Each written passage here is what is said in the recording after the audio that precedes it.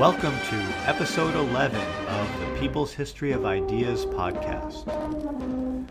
In August of 1949, when the Chinese Communist Party was on the verge of victory in the Civil War, which ended in the creation of the People's Republic of China on October 1st of that year, Mao Zedong wrote, "Fight, fail, fight again, fail again, fight again, until their victory.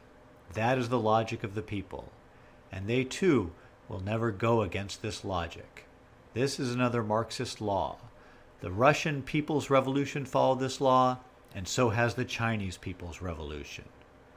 While the article, which was titled "Castaway Illusions Prepare for Struggle," was not about Sun Yat-sen, Mao's statement about fighting and failing until you finally succeed being a revolutionary lesson could easily have been drawn from the experience of Sun Yat-sen, the leading spirit of the Chinese Revolution of 1911.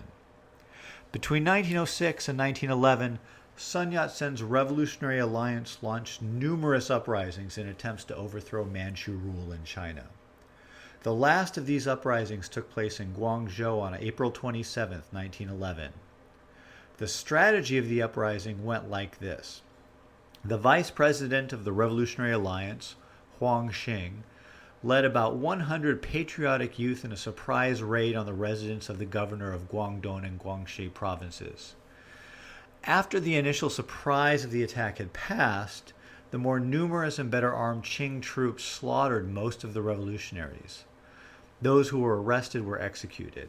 In all, 72 of the revolutionaries died, although Huang managed to escape despite being wounded. The attackers' hope had been that their act of rebellion would have sparked a broader uprising, especially if they had defied the odds and been successful in their raid on the governor's mansion. But they also knew they were probably going to their deaths when they launched the uprising. Now, this is a revolutionary strategy that we can see repeated at different times and places in history, where in the absence of a strong mass organization, there's a hope that a desperate, heroic act will spark revolt. You can see it in John Brown's raid on Harper's Ferry in 1859, and you can see it in Fidel Castro's raid on the Moncada barracks in Cuba in 1953. Militarily, these actions are universally hopeless, and they never seem to spark the sorts of uprisings that the revolutionaries hope will break out at the time of the attack. But politically, these actions, when they resonate with large parts of the population, can have major downstream effects that the revolutionaries would approve of. John Brown's raid on Harper's Ferry served to further polarize public opinion and propel the United States towards civil war and the end of slavery. Fidel Castro's raid on the Moncada barracks cemented his reputation as a righteous leader against the corrupt Batista regime. And Sun Yat-sen's numerous quixotic attempts at overthrowing the Qing Dynasty cemented his reputation as an unrelenting opponent of the Manchus. And when a revolution did break out later in 1911, which he had nothing to do with organizing, his importance as a symbol of resistance led him to become the Republic of China's first president. The revolution that did bring down the Qing came out indirectly as the result of the efforts at modernization that the Manchu elite had finally endorsed after the Boxer Rebellion was crushed and Beijing was occupied by the eight-nation alliance of foreign powers. We talked about that 2 episodes ago in episode 9. These modernizing efforts were called the New Politics. One key aspect of the New Politics was the modernization of transportation, which meant the promotion of railroad construction. Another aspect of the New Politics was the modernization of the armed forces. Both these efforts backfired spectacularly on the Qing in 1911. First, let's talk about the role that railroad modernization had in the Revolution of 1911. As part of the New Politics, local provincial governments were encouraged to promote railroad construction and other modernization projects. As part of this effort, the Sichuan provincial government decided to build a railroad linking Chengdu, the capital of Sichuan province, with Wuhan, the capital of Hubei, and a major city on the Yangtze. When the province couldn't fund the railroad itself, it sold shares. Because a lot of normal people both thought that connecting Chengdu more closely with the rest of the country would benefit them, and because they felt it was a patriotic effort, lots of regular people bought shares in the railroad. So someone with a little extra money, but not rich by any means, might see the railroad as a way both to benefit themselves and as a patriotic gesture. A tax was also instituted to fund the railroad, where people got shares in the company in exchange for paying the tax. So a lot of people ended up invested in the railroad one way or another. The company to build this railroad between Chengdu and Wuhan had been started in 1905, and progress building it was slow. By 1911, because of disagreements, disorganization, and corruption in the administration of the railroad, only 10 miles had been built. At this point, the central Qing government decided to take matters into its own hands. The central government thought it could kill two birds with one stone. On the one hand, the central Qing imperial administration wanted to break the deadlock and get the railroad built faster than was happening. On the other hand, if you will recall from past episodes, the Qing Empire was saddled with a huge debt burden from the indemnity it was forced to pay after losing the 1895 war to Japan, and then the huge debt it owed to a bunch of foreign countries after the Boxer Rebellion. So, to address both these goals, to get the railroads built faster and to raise funds to pay the debt burden, the Qing administrators decided to nationalize the railroad and then, after nationalizing it, to sell it to a consortium of British, German, French, and American banks. As a result, current shareholders would be partially compensated in government bonds. So, both the patriotic initiative of the railroad and the basic financial interest of the investors was undermined. Where someone who invested in the railroad had previously felt they were doing something to benefit both China and themselves, they were now essentially being robbed of part of the value of their investment and for the benefit of a bunch of foreign banks in the bargain. Needless to say, people were pissed. What resulted is what was called the Railway Protection Movement. In Chengdu, there was an escalating series of protests and strikes. When the Governor General of Sichuan had some of the leaders arrested, protesters marched on the governor's office, where Qing troops opened fire on them, killing 32. Rather than put down the movement, this massacre escalated things, with members of the Revolutionary Alliance and other anti-Manchu groups starting to initiate armed attacks on Qing troops in the area around Chengdu. Meanwhile, in Wuhan, at the other end of the proposed railway line, several anti-Manchu organizations got together and decided to launch an armed uprising against the Qing. They set the date for the uprising for October 16th, 1911. But on October 9th, some of the conspirators who were preparing bombs for the uprising accidentally set one off and alerted the authorities to their presence. Wuhan was a treaty port, even though it was far inland on the Yangtze River.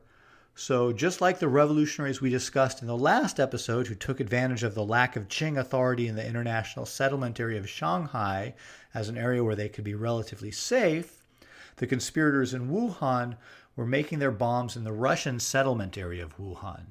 So it was actually the Russian police who came and investigated the scene when the bomb went off. The Russian cops found a bunch of flyers that the conspirators were going to hand out during the uprising and turned the bomb makers over to the Qing authorities. This set off a dragnet by the Qing in an attempt to round up all the leaders of the uprising. But what the Qing had not counted on was that one of their other modernizing efforts would lead to their doom. An important aspect of the new politics was the modernization of the armed forces.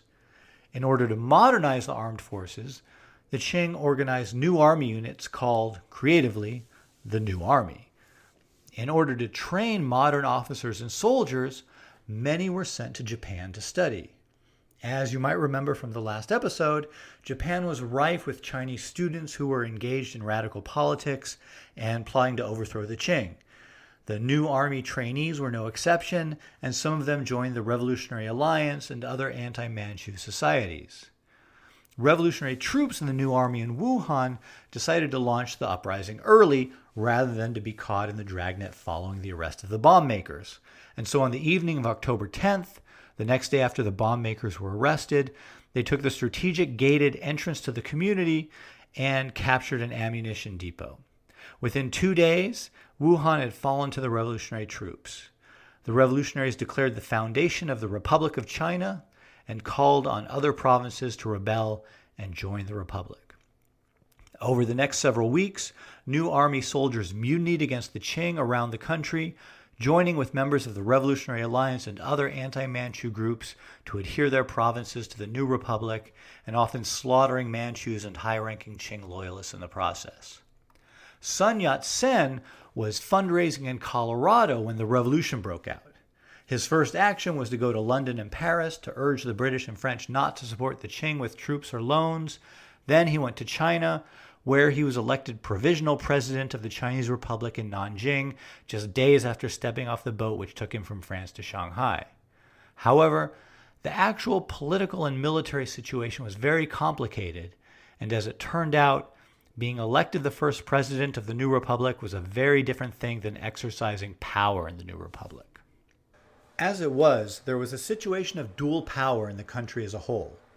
Dual power is a concept that Lenin developed during the 1917 revolution in Russia, and is a phenomenon that often arises in the course of a revolutionary situation. In Russia's case, Lenin was referring to how a new revolutionary authority, the Soviets, or councils of workers, peasants, and soldiers, competed for legitimacy with the official governmental authority, which was the provisional government in the case of the Russian Revolution. It's an inherently unstable situation, and it ends when one of the authorities competing for legitimacy either overthrows the other one or establishes its own monopoly of legitimacy through the course of events. In the case of the Russian Revolution, the situation was resolved when the Bolsheviks overthrew the provisional government. In the case of the Chinese Revolution of 1911, Sun Yat-sen had emerged as the new president elected by the revolutionary forces, but the Qing imperial court had not been overthrown in Beijing, and in fact it still had considerable armed force at its disposal. The new army rebels had not managed to keep all the territory that they had claimed in their various local rebellions. For example, the northern half of Wuhan, where the revolution started, the part of Wuhan that is north of the Yangtze River, had been retaken by Qing troops. The emperor in Beijing was the 5-year-old Puyi. The Empress Dowager Cixi had died in 1908, and so Puyi's father, Prince Chun, ruled as regent. Chun was a reformer, and one of his first acts had been to punish Yuan Shikai. If you'll recall from episode 8, Yuan Shikai had been the high-ranking general who had appeared to be a reformer, but who had betrayed the Guangxu emperor and Kang Youwei's plans to arrest the Empress Dowager Cixi during the 100 Days Reform. Prince Chun had Yuan Shikai forcibly retired from the army, but now that the revolution had broken out, the opinion at the imperial court was that Yuan Shikai was the only person capable of saving the dynasty. Yuan was appointed to the position of prime minister, a position that had just been created a few months earlier and had been held by a Manchu noble. In light of his enmity with Yuan Shikai, Prince Chun stepped down as regent, and Yuan Shikai was left holding the real power in Beijing.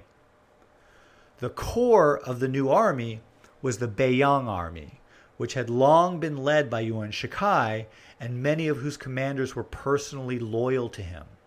Much of the Beiyang army did not mutiny in 1911, and so when Yuan Shikai was appointed prime minister, he took command of the strongest single armed force in the country. Yuan's reputation was ambiguous. If you will recall from episode 8, he had been a patron of Kang Youwei and was a reformer, and had led in the modernization of China's armed forces. It was for this reason that Kang Youwei and the Guangxu emperor had thought that Yuan would side with them against Cixi at the end of the 100 Days Reform in 1898. However, as we saw, despite being a reformer, Yuan also was out for his own personal advancement. And in that situation, he saw that Cixi was in the more powerful position and sided with her against the emperor. The situation at the end of 1911 and beginning of 1912 hinged on where Yuan Shikai saw his greatest advantage.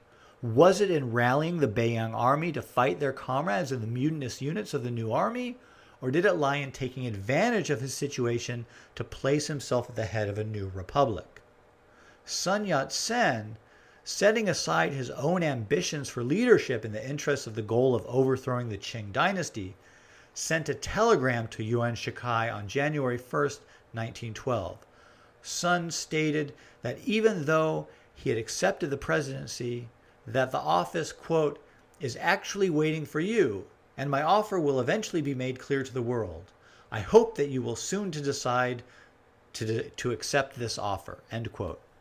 Sun was offering Yuan the presidency of the new Republic of China if he would turn the Beiyang army against the Qing. At the end of January, the situation was basically decided when 43 commanders of the Beiyang army sent a telegram demanding the formation of a republic. Yuan Shikai followed this up by negotiating the peaceful abdication of Puyi on February 12, 1912, in exchange for the Manchu royal family getting to keep living in the Forbidden City and getting to hold on to its wealth, as well as receiving a $4 million a year stipend. Puyi's final act before abdicating was to grant Yuan Shikai the power to organize a provisional republic government. The next day, Sun Yat-sen relinquished his own claims to the title of president, leaving Yuan Shikai as the recognized leader by both the forces that had remained loyal to the Qing and those who had rebelled. Parliamentary elections were held in December 1912 and were contested by 4 large parties and hundreds of smaller political groupings. The idea was that Parliament would select a premier and draft a constitution. Song Jiaoren, a young protege of Sun Yat-sen, helped Sun in converting the Revolutionary Alliance into a new political party called the Guomindang, which can be translated as the Nationalist Party or as the National People's Party. Song was put in charge of organizing the electoral campaign for the Guomindang, which was highly successful, with the Guomindang winning a large plurality in the election and almost half of the seats in parliament. In March 1913, as newly elected parliamentarians were traveling to Beijing to take their seats, Song Jiaoren was assassinated on a train platform in Shanghai. Song was widely expected to be elected the next premier of China, and Yuan Shikai was suspected of being behind the assassination, a suspicion that was later backed up by evidence. It quickly became clear that Yuan had no intention of giving up power just because of some elections. When Parliament gathered, the Guomindang delegates pushed for the legislature to exercise control over Yuan Shikai. This quickly escalated into open conflict as Yuan Shikai moved militarily against provincial governors who supported the Guomindang, and, in response, most provinces in the south and in the Yangtze Valley declared independence from Yuan's regime. This conflict laid bare what was the new reality in China: the importance of armed force in determining who was in charge of the country or of any given part of the country.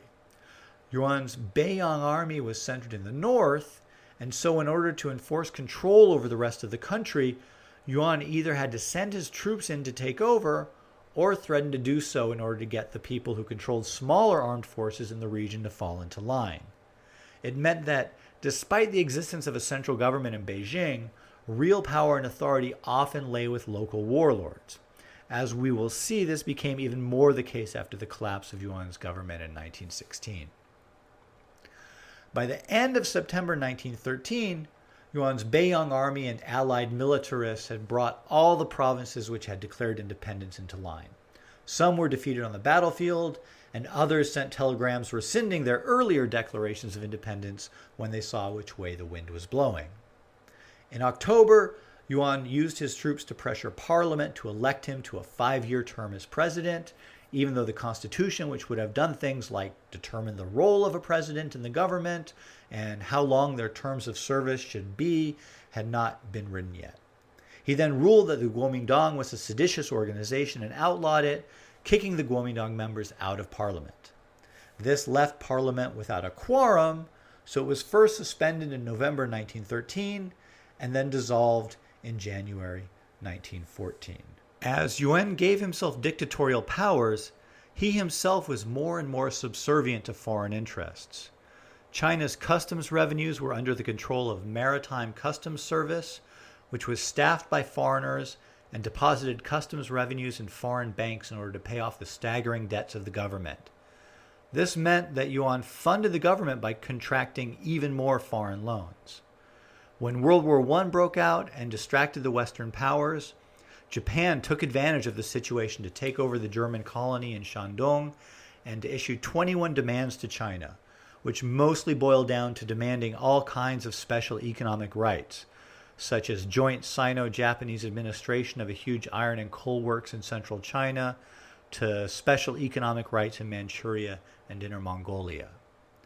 The new Japanese depredations elicited a series of anti-Japanese rallies and a boycott of Japanese goods, and Yuan's yielding to the demands sank him to new levels of unpopularity. He doubled down on his authoritarianism in response to this unpopularity and declared himself emperor on January 1st, 1916. This was too much, even for his old military buddies in the Beiyang army, who had supported him so far. Foreign governments did not acknowledge him as emperor. Mass rallies broke out against him. The southern provinces of Yunnan, Guizhou, and Guangxu all declared independence from his regime, which isn't to say they no longer considered themselves part of China, they just seceded from his regime. By March, Yuan backed down and canceled the monarchy, and in June he died. The medical cause was uremia, but this is one of those cases where it seems clear that humiliation and failure had to have played a major role in his death as well. The death of Yuan Shikai marks the beginning of what is called the warlord era in Chinese history, when the Beiyang army broke into different factions which competed with each other and with other regionally based armed forces for the control of territory. While a central government continued to exist, it was at the mercy of whoever currently occupied Beijing, and it held little power beyond the reach of the armed force allied with it. Sun Yat-sen, meanwhile, had left China again for Japan toward the end of 1911. He'd been back in China for less than 2 years, and once again he found himself regrouping his forces. Meanwhile, despite the disappointments of the aborted foundation of the Chinese Republic, a new period of political awakening was beginning to take place, which would accelerate toward the end of the decade. Next episode, we will finally take our first close look at a very young Mao Zedong and see what he was up to while all this was going on.